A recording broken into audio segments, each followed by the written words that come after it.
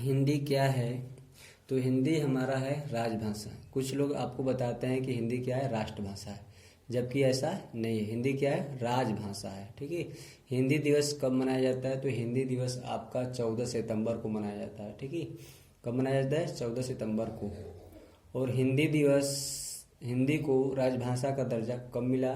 तो इस हिंदी को राजभाषा का दर्जा 14 सितंबर 1949 को मिला। ठीक है। कब मिला? 1949 को।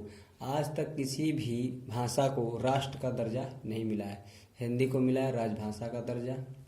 अब देखिए भारत में कितनी भाषाएं बोली जाती हैं? तो भारत में 22 भाषाएं बोली जाती है। कितनी? 22 भाषाएं।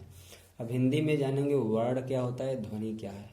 तो देखिए ध्यान से, वर्ण क्या होता है कि ध्वनि का जो लिखित रूप होता है उसे क्या कहते हैं? वर्ण कहते हैं। जैसे मान लीजिए कोई शब्द है क, उसको हम क्या कर रहे हैं? बोल दे रहे हैं। जैसे अभी हम बोले क, अभी उसको हम लिख नहीं रहे हैं, क्या कर रहे हैं? बोले हैं बस। तो जो हम बोल रहे हैं तो वो हो रहा है हमारे पास ध्वनि। जब उसी को हम लिख देंगे क को, तो हो जाएगा आपका वर्ण। यानी कि ध्वनि का लिखित रूप क्या कहलाता है? वर्ण कहलाता है। अब आगे देखेंगे वर्ण क्या होता है। तो वर्ण का अर्थ होता है, अभी हम बताएं कि जो क, अभी जब तक हम बोल रहे हैं तो ठीक है, अभी लिखे नहीं है, यानी वर्ण का मौखिक रूप क्या कहलाता है? ध्वनि कहलाता है। ठीक है। वर्ण का मौखिक रूप क्या कहलाता है? ध्वनि कहलाता है।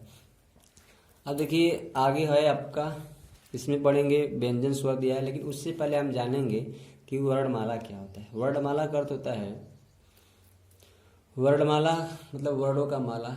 वर्ड्स मतलब अक्षर होता है जिसमें ढेर सारा अक्षर, यानी कि जिसमें जैसे ABCD होता है ना, उस तरह 26 अक्षर जिसमें होते हैं। उसी तरह अंग्रेजी में अल्फाबेट होता है, उसी तरह हिंदी में क्या होता है? वर्णमाला, यानी जिसमें ढेर सारे अक्षर हो, यानी अक्षरों का जिसमें समूह हो, उसे क्या कहते हैं? वर्णमाला कहते हैं। वर्णमाला को दो मतलब दो भागों में बांटा गया है। एक व्यंजन होता है, दूसरा स्वर होता है। अब व्यंजन देखिए क्या होता है।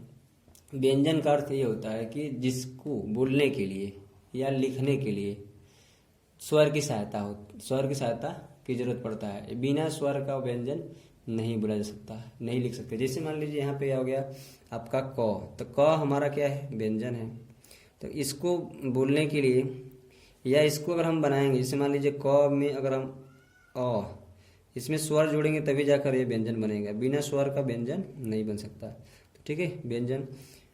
तो अब देखिए स्वर क्या होता है। स्वर वह होता है जिसका उच्चारण स्वतंत्र होता है, जिसको किसी की आवश्यकता नहीं पड़ती, यानी कि वो बिना किसी सहारे के हम उसको हम क्या कर सकते हैं? बोल सकते हैं।